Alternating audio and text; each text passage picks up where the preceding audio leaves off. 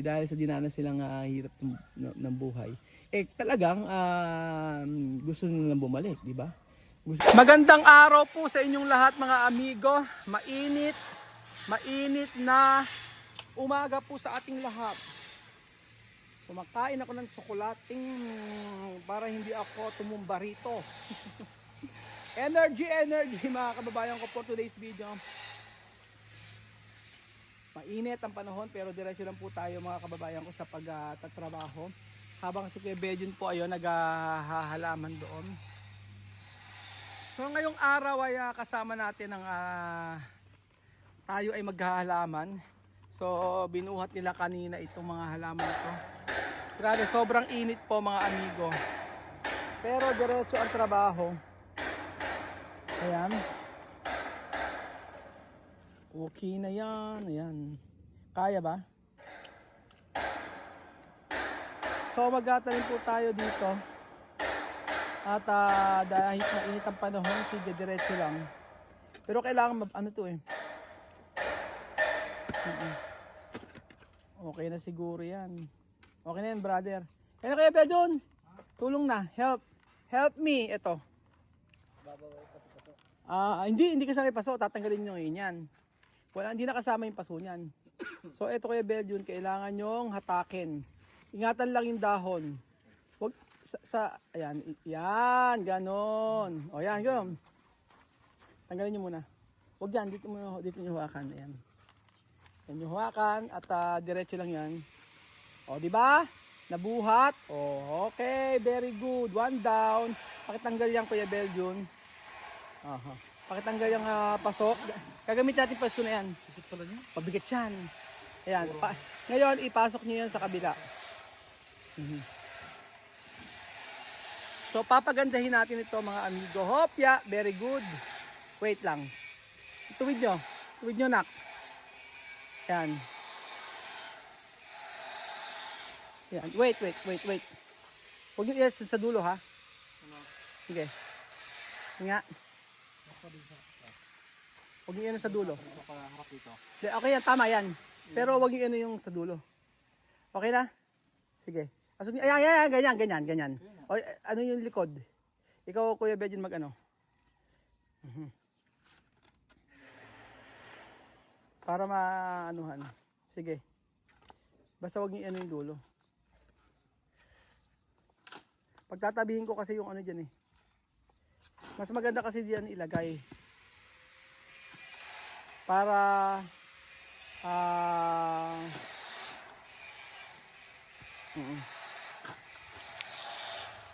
medyo mainit lang ang panahon pero kaya pa naman. Kung isa-isa naman to masyadong okay. Sa likod. Magkapaano ko dyan. Okay. Next natin. Ayan. Hindi, pagtabihin nyo. Eto. Sige, tama yan. Dito sa kabila. Ilan ba siya? 2, 4, 6, 7. 1, 2, 3, 4, 5. Sakto na yan, sige.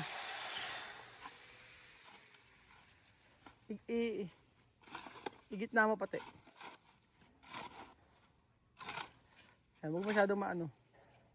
Kasi the more na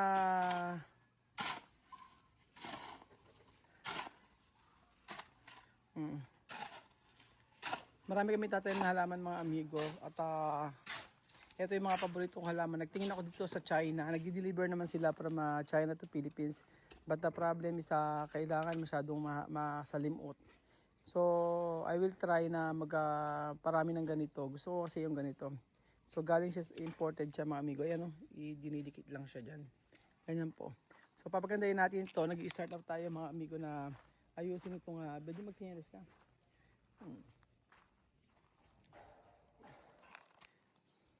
Medyo gusto ko kasi yung ganitong halaman. Picus to, di ba? Picus pa tawag, di ba yan? Picus. Iba-ibang klaseng ganito eh. Iba-iba, depende sa dahon mga amigo. Pero maganda kasi siya sa halaman. sa garden. Ang totoo niyan, nagsasuggest nga sila Timea sa akin na gawin ko daw dito ay gulayan, lagyan ng mga gulay. Pero kasi mga amigo, gusto ko kung gulay lang naman, sa kabila na lang sila doon sa Mickey Princess. Ang gusto ko rito maging garden talaga para magandang tingnan. Tapos kailangan medyo maglagay tayong Bermuda dito. Bermuda na ilagay natin para at least may green naman, hindi siya puro semento. Yun ang napansin ko. O dapat mas maganda pagka ang ilagay natin yung mga may green, medyo malaki siya. For the meantime, ayusin muna natin yung mga halaman. Pero diyan na yan talaga, yung mga halaman na yan. Kung magpapalagay tayo ng dito ng panibago, ay wag muna. Ayusin muna natin ng ganyan. Tapos papahukay pala natin yung doon Belgian. Pumayag si Princess, kunin natin yung white na talisay, variegated. Oo, pumayag siya. Tapos ipapalit natin dito. Dito. Dito natin lagay yung variegated na talisay. Tapos tatanggalin natin to. Okay lang. Next. Ano ba? Ano ba nilagay dyan? Ito naman. Yun, taas? Hindi, yung maliit lang. Maliit lang muna. So, dito muna natin itanim. Unti-unti. Kailangan ng maraming oras kasi sa pagtatanim. Ayan. Okay na yan. Okay na. Tama na kasi maglalagay ulit tayo ng maglalagay ulit kasi tayo dyan ng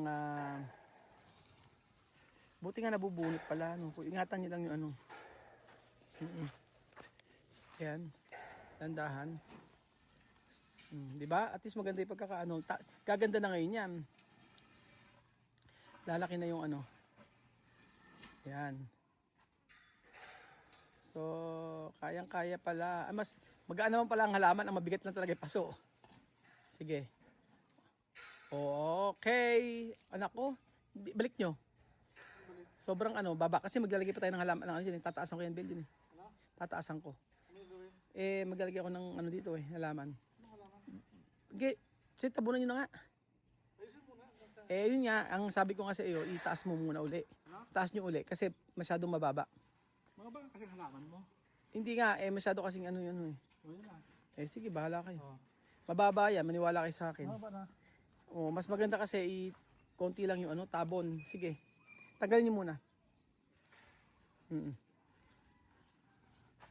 Tanggalin nyo muna, tapos tabunan nyo uli. Masyadong masyadong malalim.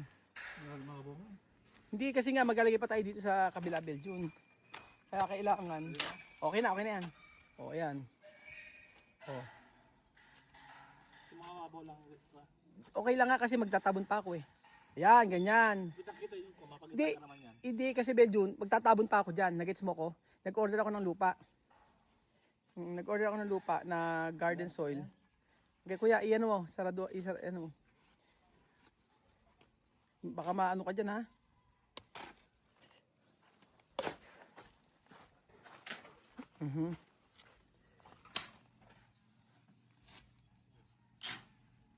Para maganda siyang tingnan. Maglalagay pa kasi ko ng dyan. Garden soil. Sige. Garden soil. Tataasan ko yan kasi maglalagay ako ng mga ibang halaman.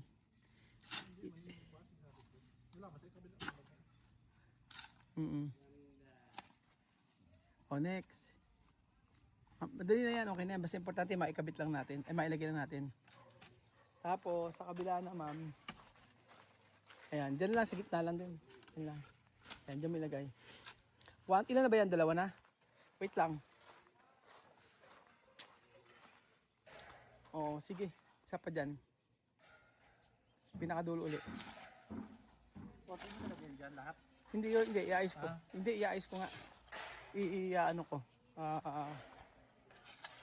Last naman na yan. Ayusin natin. So maganda kasi pagka talaga halaman yung nilagay natin dito kaysa gulay. Suggestion nila maglagay tayo ng mga gulay-gulay. Mga talong, ganun, sili. Nagets ko yon kaso mayroon naman sa kabila kay Princess na mga taniman ng mga taniman ng mga gulay-gulay kung gusto talaga. Buti nga hindi masyadong mainit kaso hindi sobrang init talaga na na tirik yung araw. Ito, Ito mo ilagay oh. oh nga, iayos ko nga yan. Yung kiprises dito oh. Sa barricaded? Oo. Hindi, mas maganda barricaded Kasi dun. pag lumalaki si Indo eh. Kaya matapalan nyo ng sword. Ang barricaded gusto ko ilagay dun. Sa may ano, nakita ko yan sa bahay, maganda. Tapos, ayan po, mga amigo. So, okay, tutulong po muna. Babalikan ko po kayo mamaya pag ano yung natapos namin ngayong araw. Wait lang po mga amigo. Hanapan mo ng lagyan yan. So, ito po mga amigo, ang nangyari kahapon. Grabe ang pagod, ang init po mga amigo. Ito lang nagawa namin. Hindi ganun kadali ang paghahalaman mga amigo. So, nilubayan na namin kasi parang mahihilo kahapon. Hindi kaya ni Kuya Raul. Hilong-hilo ako kahapon, binuha ako ng tubig.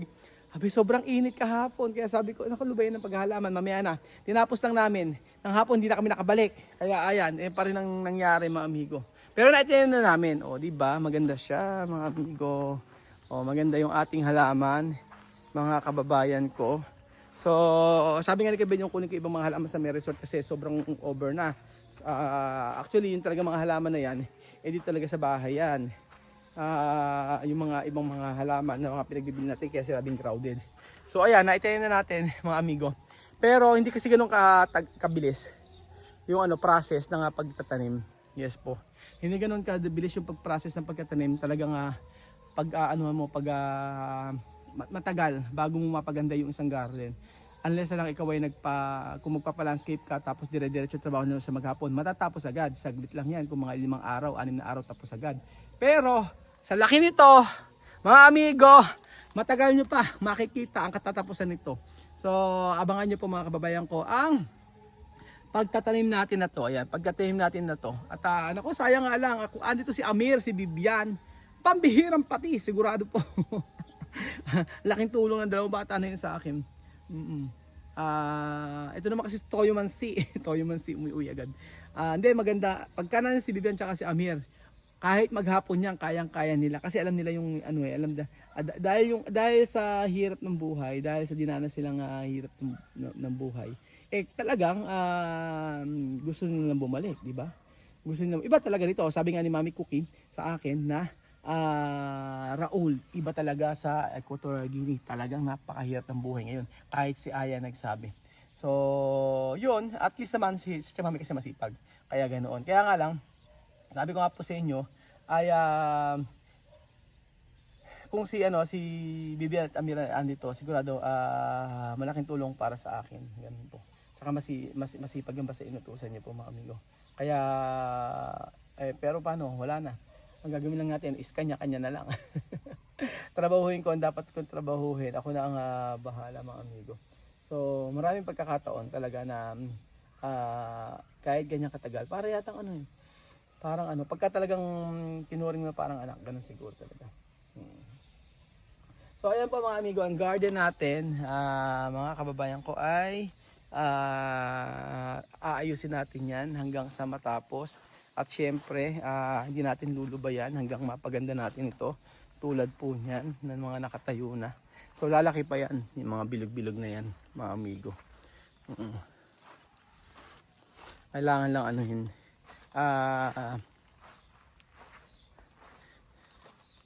maganda sa mga anak ni Chamame, kahit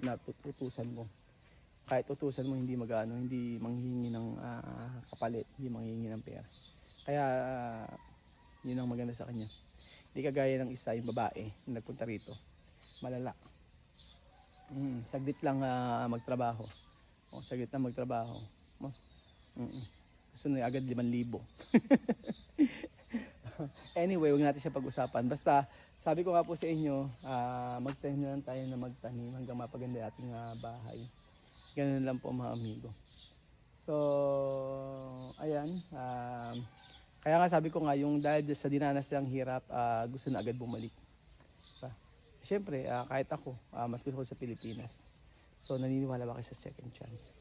Kung naniniwala po kayo sa second chance, comment down below. Kung ayaw nyo ng second chance, comment down below. Kung gusto nyo po, di gusto natin lahat. So, thank you so much po mga amigo. God bless po.